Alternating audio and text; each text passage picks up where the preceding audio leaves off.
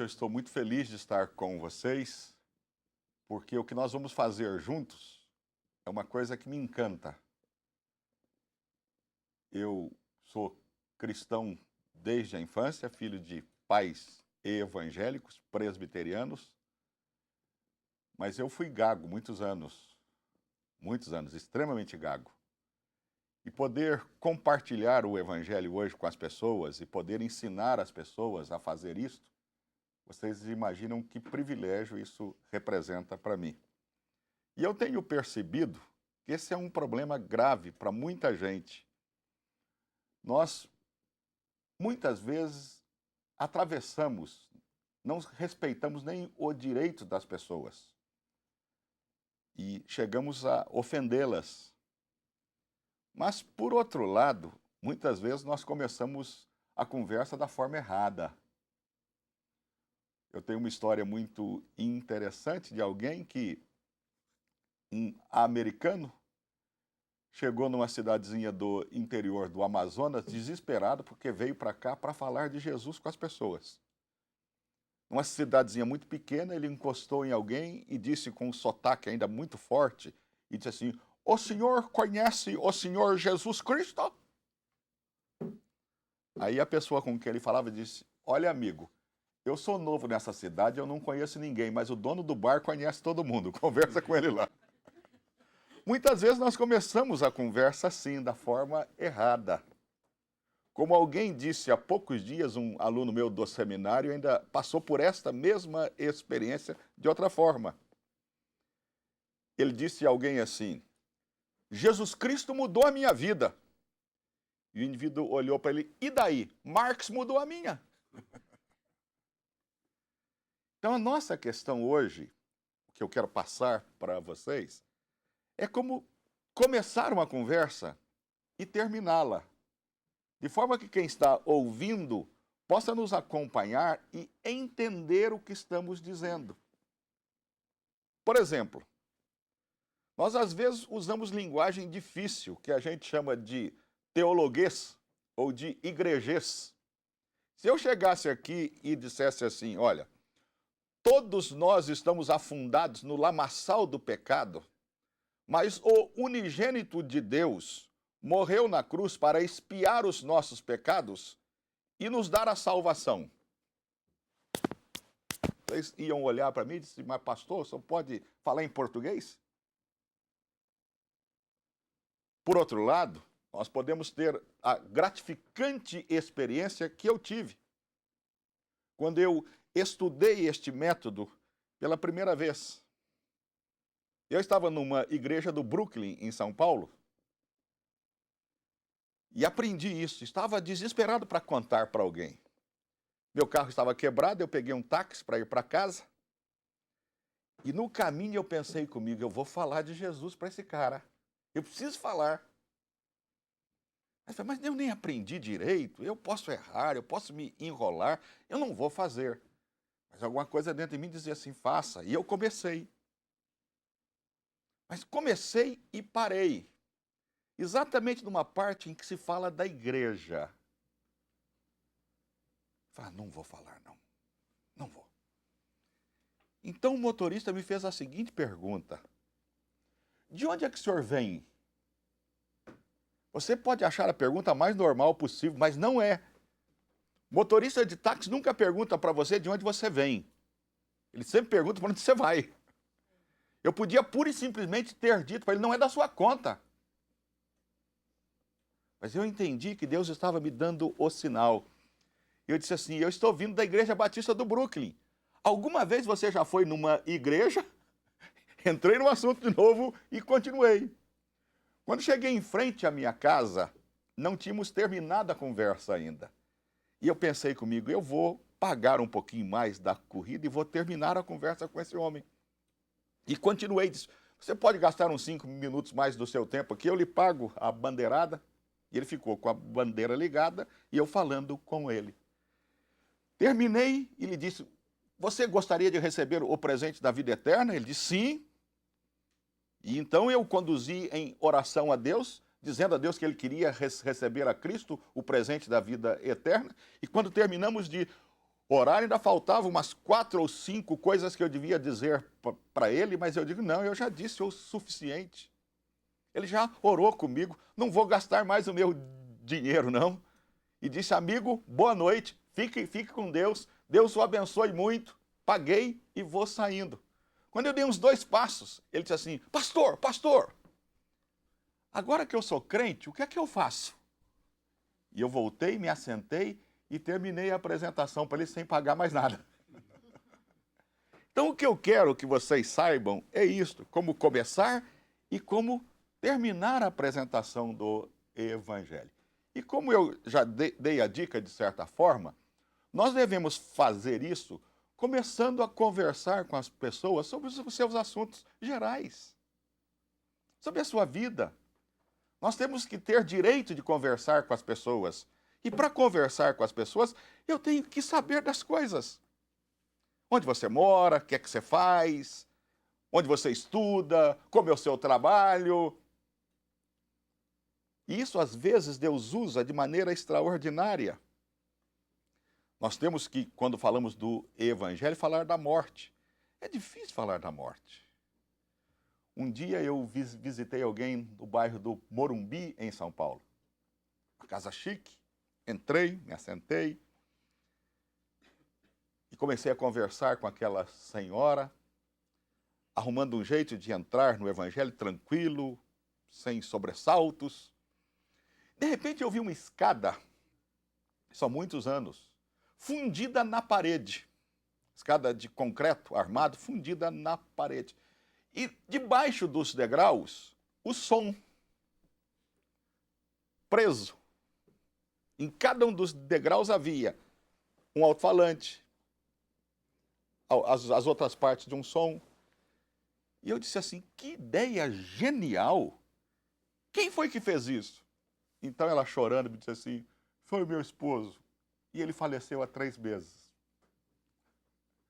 E eu já tinha agora o jeito de começar a conversar com ela sobre o Evangelho. Vocês percebem o que eu estou dizendo? Então a primeira coisa é falar da vida da pessoa com quem você está conversando primeiro. Depois, sim, falar da nossa vida. Se eu falei da vida dele, eu tenho que falar da minha vida. Só que aqui é o que nós chamamos de testemunho pessoal. É você dizer o que Jesus significa para você. E você vai notar aqui em mim, e se não for assim é porque eu errei, que eu não vou usar a palavra salvação. Como eu já disse no começo, é uma palavra que não tem sentido para as pessoas. Salvo do quê? Eu nunca estive perdido nesse sentido comum da vida. Então, nós vamos dizer sempre vida eterna. O que aconteceu comigo depois que eu recebi a vida eterna? E no meu caso, é interessante. Eu já disse que eu fui muito gago. Tão gago que eu não conseguia dizer o meu nome. Eu brinco que eu me rebatizei para poder dizer o meu nome. O meu nome é George. Mas eu ia dizer George, eu ficava... E não saía. Então eu me rebatizei de Jorge. Porque Jorge eu conseguia falar. E por causa da gagueira, chegou num ponto da minha vida que eu achei que ninguém gostava de mim. Ninguém. Inclusive meu pai. Porque um dia ele tinha perdido a paciência comigo. Disse, fala devagar, filho, fala devagar, fala devagar.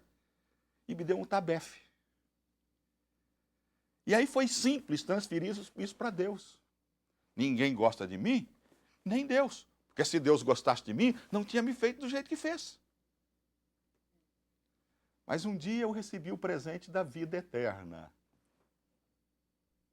E isso fez um sentido enorme na minha vida.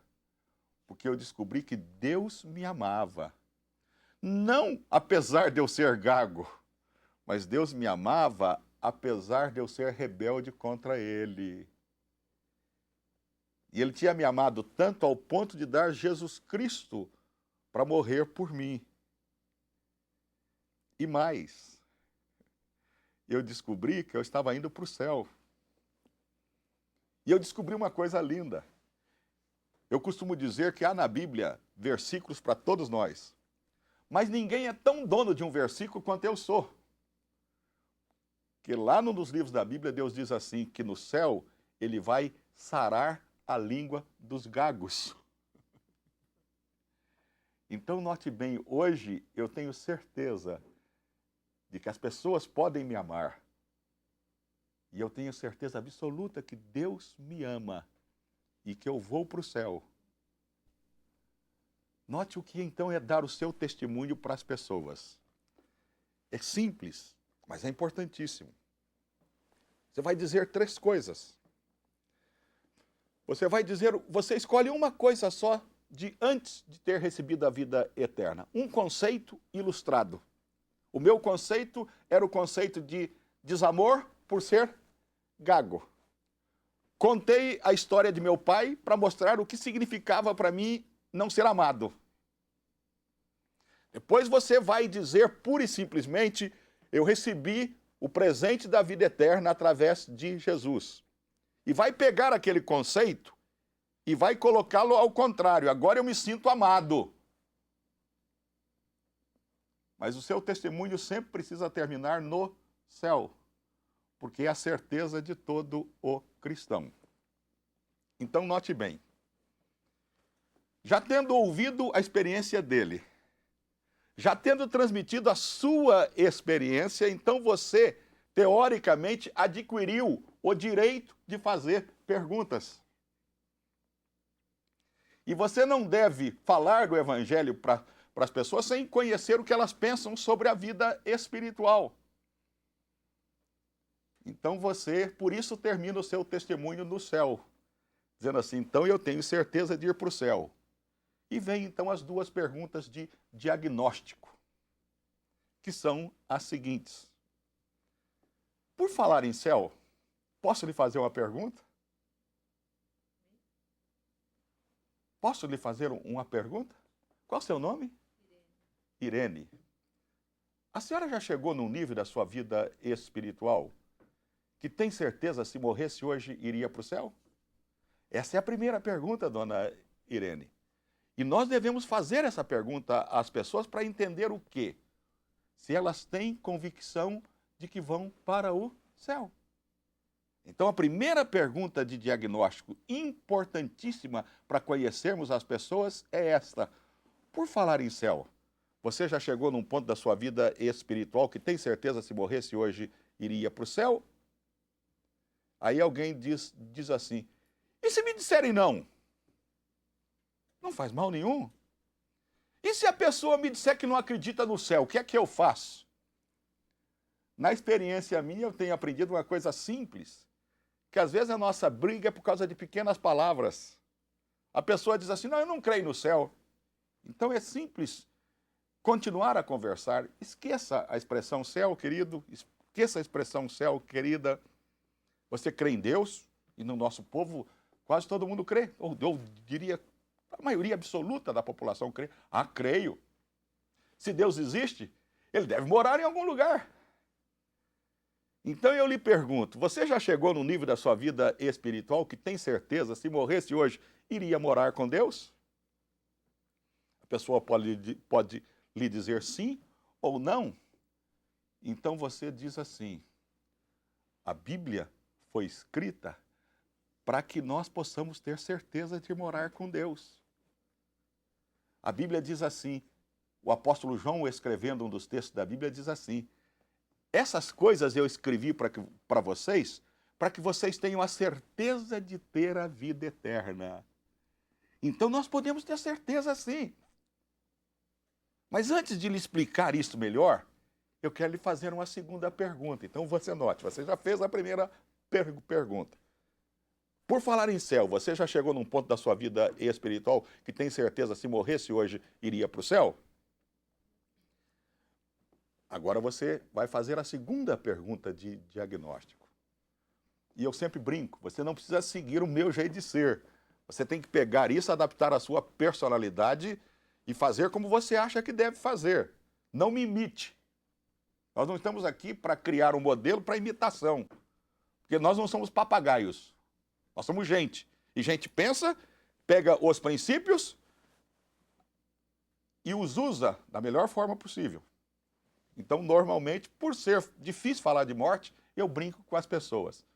Olha, eu quero que você viva 500 anos e que a gente esteja junto aqui para comemorar o seu aniversário.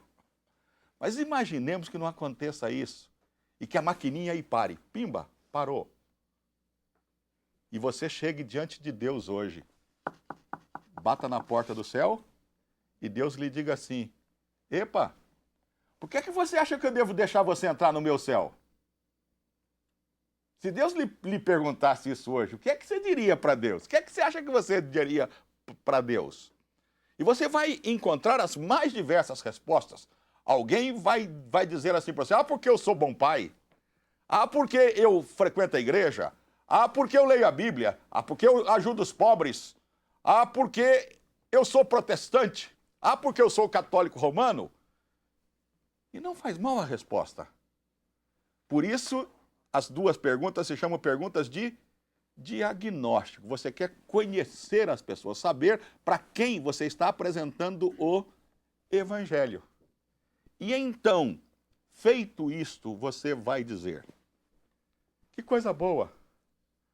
Quando começamos a conversar, eu queria lhe dizer como a gente pode ter certeza da vida eterna. Note bem que eu não estou usando a palavra salvação. E agora, depois de ter essa conversa introdutória com você, eu fico feliz de poder compartilhar com você como nós podemos ter certeza de vida eterna.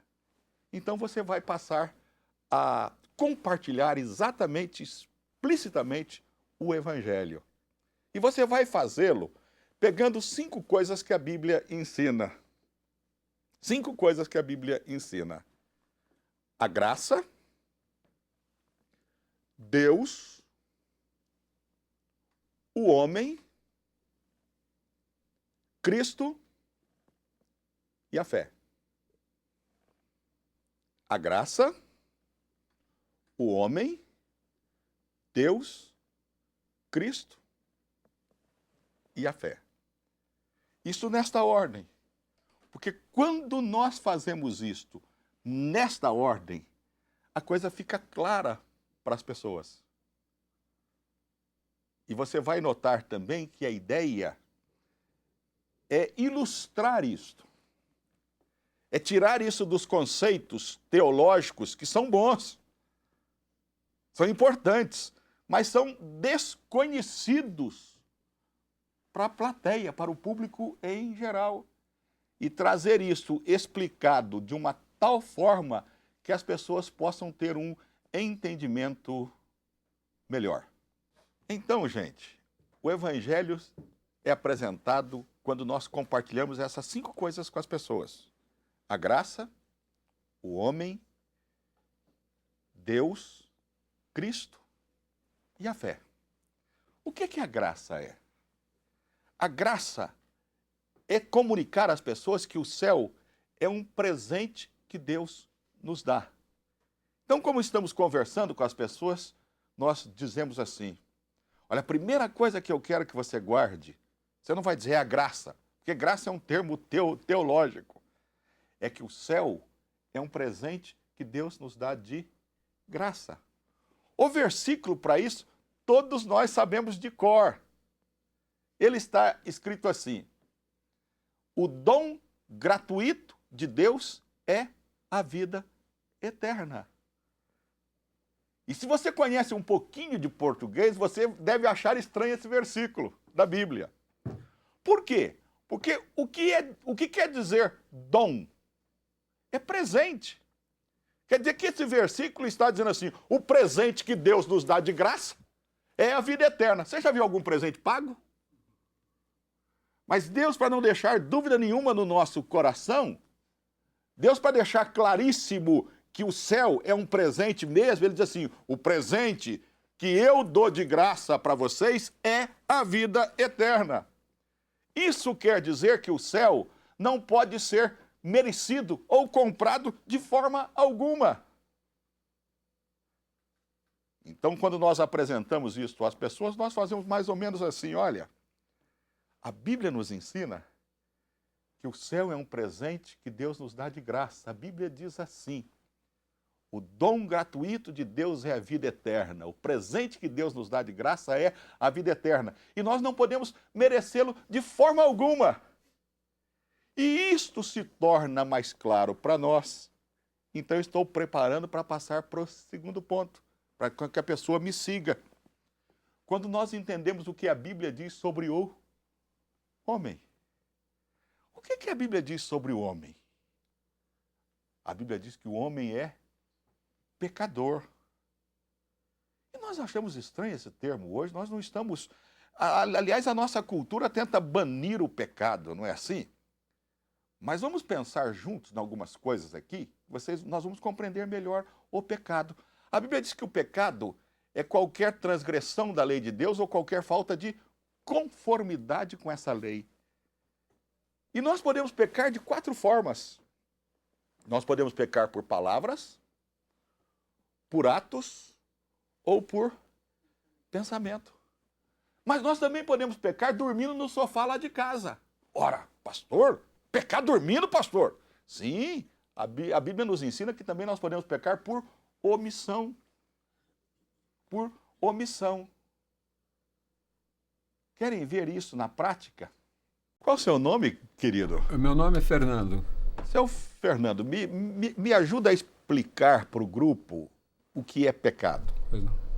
Eu olho para a sua pessoa, e eu estou falando bem seriamente, um homem já mais idoso, etc. Eu imagino que o senhor deve ser mais santo do que a maioria de nós aqui. Será? Imaginemos que o senhor cometa 10 pecados por dia só. Um ciúme, um farol atravessado, uma inveja, e seja lá o que for mais.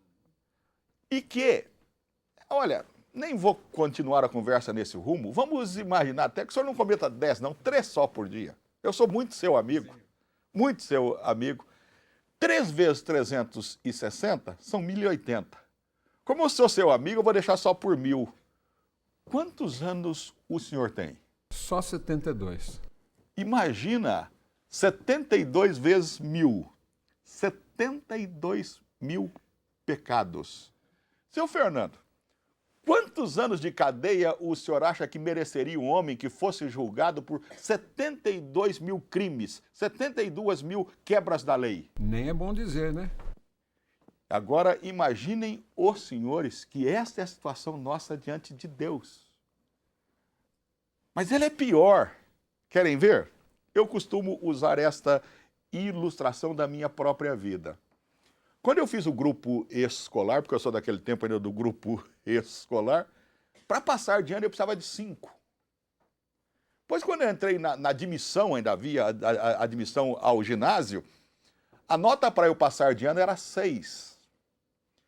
Quando eu entrei no ginásio e no colegial, a nota para passar de ano era 7. Quando eu vim para o seminário em Campinas, a nota para passar de ano era 8. Sabe qual a nota que Deus exige de nós para irmos para o céu? Nota 10. Para irmos para o céu por nossa própria conta, nós temos que ter nota 10. Alguém aqui tem nota 10? E vou mais longe. Querem uma comparação que nos ajuda a pensar melhor nisto? A única pessoa que teve nota 10 aqui foi Jesus. Quando Deus disse assim, este é o Filho amado em que eu tenho todo o meu prazer. Se Jesus estivesse assentado aí do seu lado, seu Fernando, o senhor diria que é tão perfeito quanto ele foi? Hipótese alguma, né? Então é isto. É isso que quer dizer que somos pecadores. E que não podemos conquistar o céu por nosso mérito, por nossa virtude ou pagar alguma coisa a Deus. Mas nós entendemos isso melhor quando pensamos em quem é Deus. A Bíblia diz que Deus é amor. E o amor de Deus é aquela virtude de Deus que quer fazer com que Ele nos leve para o céu, mesmo sendo pecadores. Só que a Bíblia diz que Deus não é só amor, Deus é justiça. E a Bíblia diz que Deus é tão justo que ele não pode ter por inocente o que tomar o seu santo nome em vão. Imagina, para nós um pecadinho desse tamaninho. E a justiça de Deus é aquele atributo, aquela qualidade de Deus que faz com que ele tenha que mandar o pecador pro inferno. Então notem bem, o amor de Deus querendo nos levar para o céu, apesar do nosso pecado. Mas a justiça de Deus não permitindo que ele nos levasse para o céu por causa do nosso pecado. Como Deus resolveu isto? Deus resolveu isto entrando no mundo na pessoa de Cristo. E quem é Jesus? A Bíblia diz que Jesus é o Filho de Deus. Aí você vai dizer, mas eu também sou filho de Deus. Mas qual a diferença entre você e Jesus? É que nós podíamos usar uma expressão só trocada para deixar isso claro. Nós podemos ser filhos de Deus, mas nenhum de nós é o Deus Filho. Cristo é exatamente como Deus é. Ele é a segunda pessoa da Trindade. É Deus Filho. Mas o que é que ele fez? E para ilustrar isto, eu peço que vocês olhem bem na minha mão aqui. É como se essa minha mão fosse um de nós. Lembram-se dos pecados que eu falei, dos 72 mil pecados do seu Fernando? Imaginemos que no céu eles estejam registrados em um livro. É como se eles estivessem, então, sobre ele. A Bíblia diz que o desejo do ser humano é encontrar a Deus. Mas o que é que aconteceria se o seu Fernando se aproximasse de Deus? Ele não poderia encontrar a Deus por causa dos seus pecados. A Bíblia diz que os nossos pecados fazem separação entre nós e o nosso Deus. De tal forma que nenhum de nós, por causa do nosso pecado, pode sim se encontrar com Deus, pode ir para o céu, pode ter a vida eterna. Mas o que é que Deus fez? Deus entrou no mundo na pessoa de Cristo. E a Bíblia diz que Deus fez cair sobre Cristo todos os nossos pecados. E aqui eu brinco de novo e insisto com você, não brinque se não é o seu jeito. Eu falo a coisa séria de forma brincalhona. Lembram-se da brincadeira que fazíamos quando criança? Cadê o pecado que estava aqui? Não foi o gato que comeu, não. Cristo levou na cruz. E Cristo disse uma coisa belíssima para nós, quando morria na cruz. Ele disse assim, está consumado. Esta palavra, no grego, na língua em que foi escrito o Novo Testamento, está lá, você pode ver se você quiser conferir com alguém que conheça grego, é tetelestai. E tetelestai quer dizer está pago. Está pago. Que coisa extraordinária. Quando Cristo morreu, ele disse assim, olha, o presente da vida eterna está pago. O seu lugar na cruz, no céu, desculpem, está comprado e pago com a minha morte. Quanto custa para você? Nada. Por isso ele é um presente que Deus lhe dá. Quanto custou para Deus? A morte do filho dele na cruz do Calvário. E tetelestai é uma palavra tão forte que ela é usada ainda hoje na Grécia. Você vai em algum lugar e eles carimbam, tetelestai, está pago. A ideia de estar consumado é correta, não está errada a tradução da nossa Bíblia, porque quem trabalha em venda aqui sabe disso. Quando é que uma venda está concluída? Quando está paga. Então notem bem, Deus nos dá o céu de presente, embora sejamos pecadores e não o possamos merecer por nossa conta mesmo, porque Ele nos ama. E porque a justiça dele foi satisfeita quando Cristo morreu na cruz por nós e pagou por nós os nossos pecados e nos comprou um lugar no céu. Por isso ele pode nos dar a vida eterna. Mas alguém dirá assim, ótimo, pastor, que extraordinário, eu estou até emocionado. Mas como que eu faço para receber esse presente? É pela fé. E nós temos que entender o que fé não é primeiro. Fé não é assentimento intelectual. Tem gente que acha que fé é uma coisa da cabeça. Não, não, não, não, não é não. Esse tipo de fé, diz a Bíblia, que até o diabo tem. Crês tu em Deus, diz a Bíblia, faz muito bem. O diabo também crê e treme. Fé em Deus também não é fé para receber coisas para esta vida. A gente acha estranho isso, mas é bíblico. Tem muita gente que pode ser curado de câncer e não ir para o céu. Tem muita gente que pode receber um emprego da parte de Deus e não ter certeza da vida eterna. Pastor, tem isso na Bíblia? Tem sim. Quer se lembrar sem dúvida alguma? Os 10 leprosos. Os 10 procuraram a Cristo pedindo a cura para o corpo. Deus deu a cura aos 10 para o corpo. Só um deles voltou para agradecer e Cristo disse assim, vá embora agora porque você está salvo. E eu tenho que usar essa palavra aqui, porque está na Bíblia. Agora você, além da cura da lepra, você tem a certeza da vida eterna. Então fé não é nem assentimento intelectual, nem fé temporal para as coisas da vida agora. Então o que é fé? Nós podemos entender melhor o que é fé usando uma cadeira. Então o que nós estamos dizendo, que a fé que nos dá certeza de vida eterna, ela tem 3 elementos: conhecimento, confiança propriamente dita e descanso. E eu posso ilustrar isso perfeitamente aos irmãos com uma cadeira. E eu vou pedir a sua ajuda. Qual o seu nome, querido? Clemente. Seu Clemente, me ajude aqui a ilustrar para eles o que estamos dizendo. O senhor está vendo essa cadeira? O senhor conhece essa cadeira? Conheço de vê-la. Exatamente. Mas ela está lhe servindo de alguma coisa agora?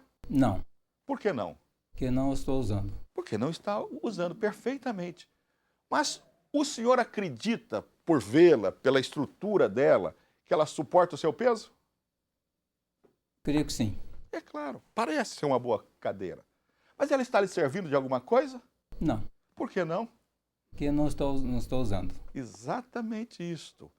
Então, para o senhor demonstrar que o seu conhecimento, que gerou a confiança, é uma coisa séria, uma coisa real, o senhor precisa fazer o quê? Precisa provar.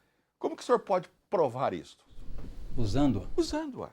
O senhor vem aqui testar essa cadeira para nós?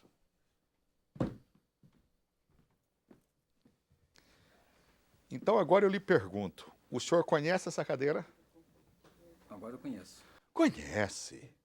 Confia que ela lhe suportará o peso, ou lhe suporta o peso? Confio.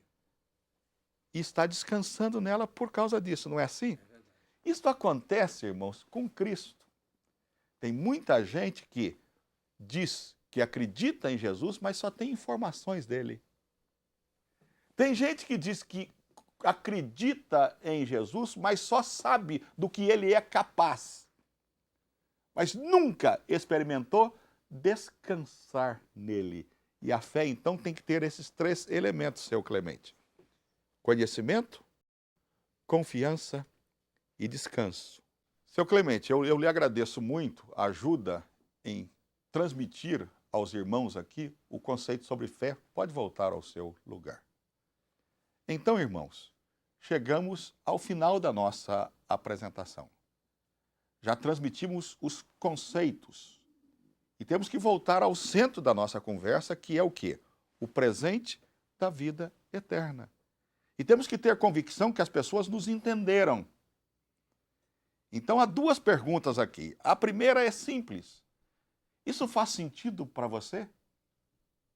Isso que nós conversamos faz sentido para você? E alguém tremendo diz assim, e se ele diz que não? Você pode voltar a uma breve explicação do que você disse, como por exemplo assim, olha, nós aprendemos que o céu é um presente que Deus nos dá de graça. Que nós não merecemos o céu de jeito nenhum porque somos pecadores, temos feito o que desagrada a Deus.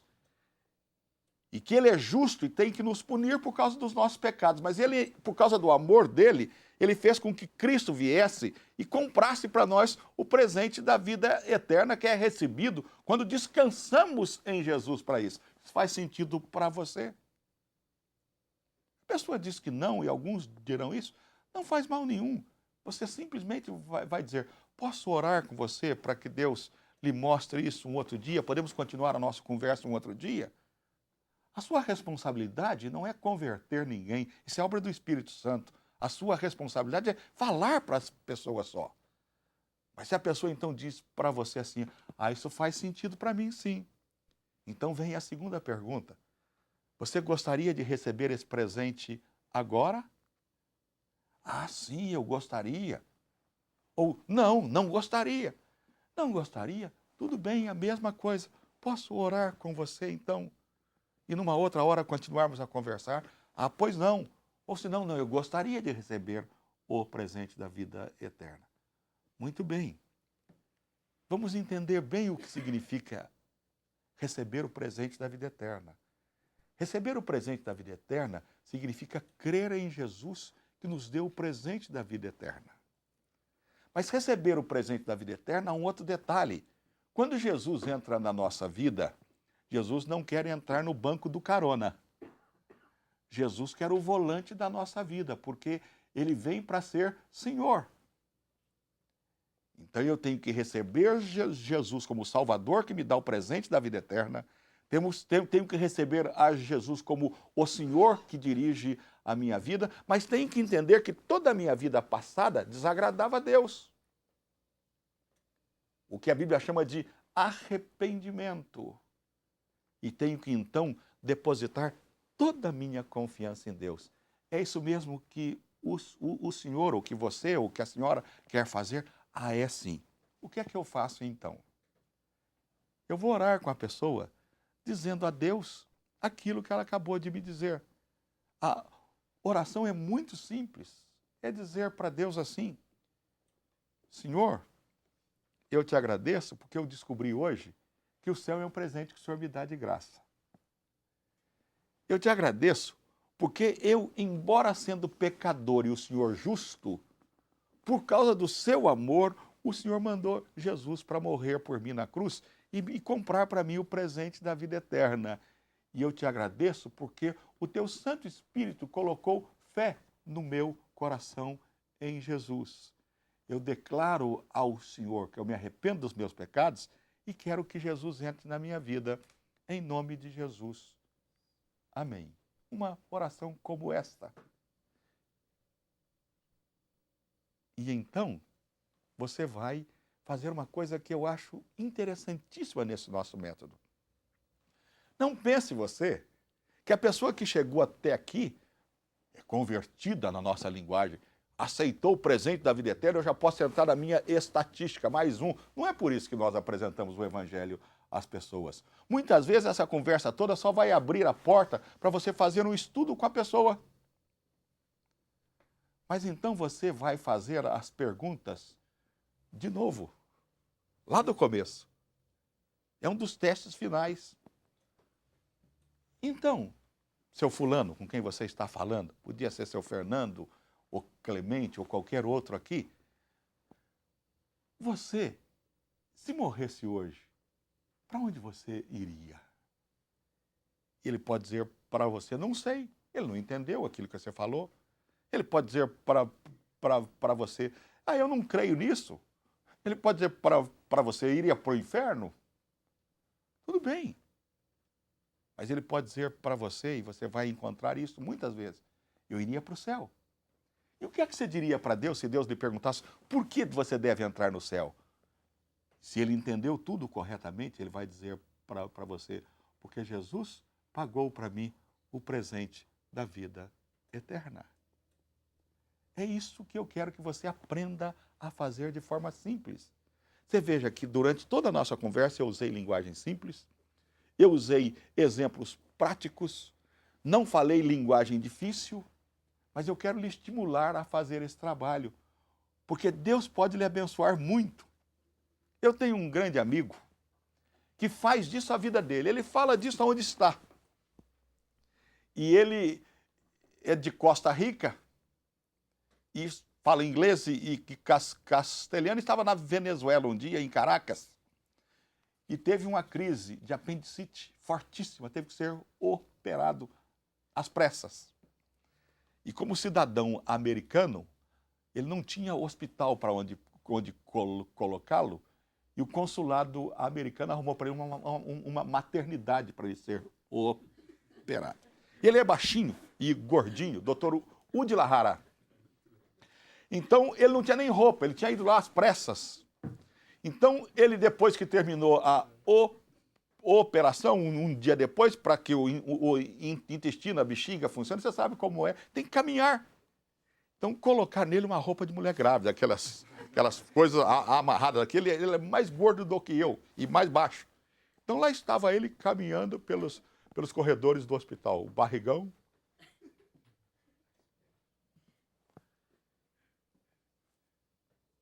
Passou um moço e olhou para ele e brincou.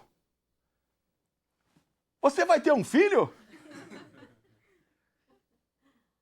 E o doutor Udi olhou para ele e disse assim, se você tiver 30 minutos para me escutar, quem sabe?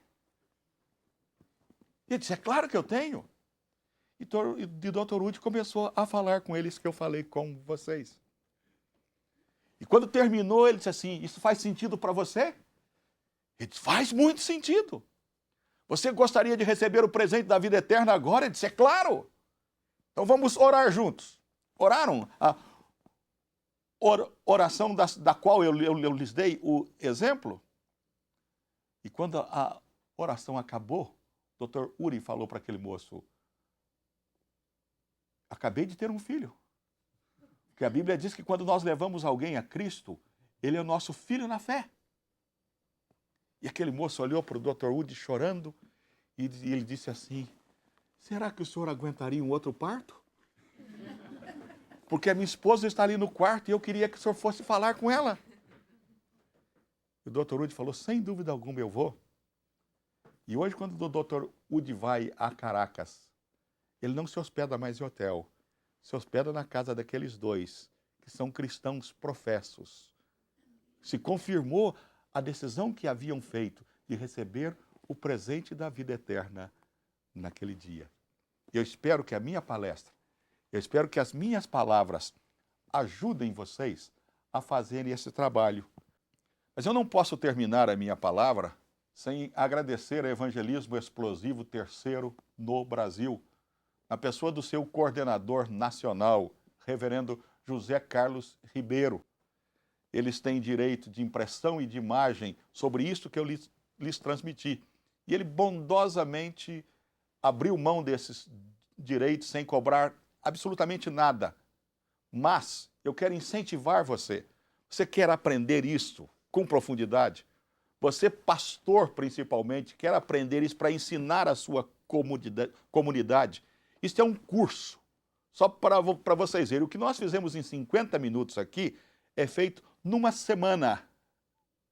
E não só esta pequena apresentação, mas como você pode preparar a sua igreja em termos de administração, de papéis, de controle, da visitação, quem ver, como ver,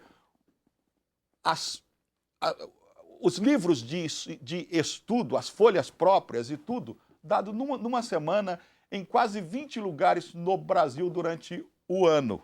E você pode obter informações pelo telefone 3222 4426. O e-mail de Evangelismo Explosivo no Brasil é ee-brasil@uol.com.br. Repito, ee-brasil@uol.com.br. E o telefone é de Bauru. Muito obrigado e que Deus nos abençoe.